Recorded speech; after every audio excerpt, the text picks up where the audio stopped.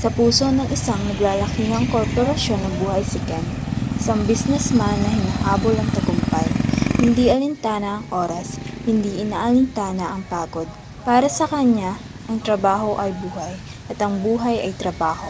Ngunit sa likod ng bawat tagumpay, may anino ng lihim na kaaway na naghihintay.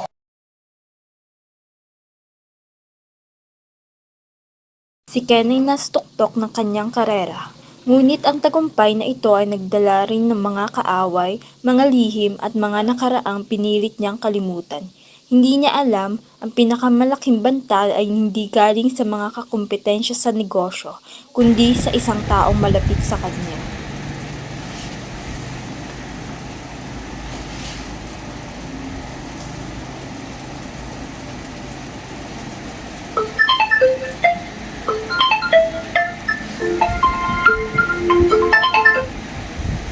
Hello. Oo. Kasama pa rin ako sa opisina. Ano naman ba ang problema?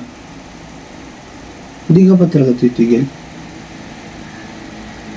Alam mo, titigil mo na yung mga kabaliwan mo. May ginagawa ko. Wala akong pakialam. Wala kang makukuha sa akin kahit kailan. Kalimutan mo na ang lahat.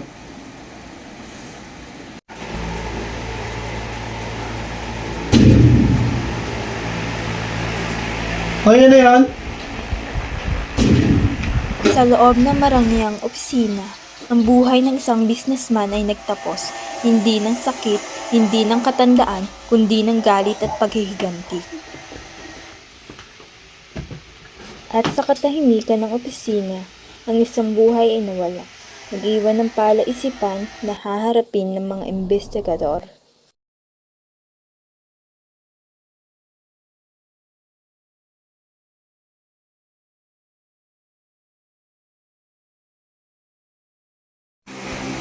May nagmatch sa frame na to, isang babae, nasa corner ng taas, naka-hoodie, pareho ng suot ng kapatid mong si Kate nung araw ng krimen. May DNA na rin sa weapon na partially nag-match sa sample ni Kate. Halos kompleto na ebidensya.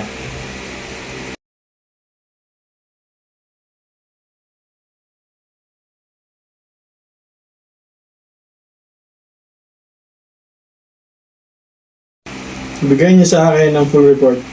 Ako na ang bahala sa susunod na hakbang.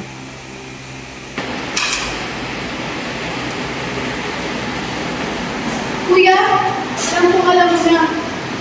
Bakit mo nagawa yung game? Nagawa ko lang yun, hindi ko alam kung saan gagawin ko. Lahat ng ginagawa niya, hindi ko na kaya.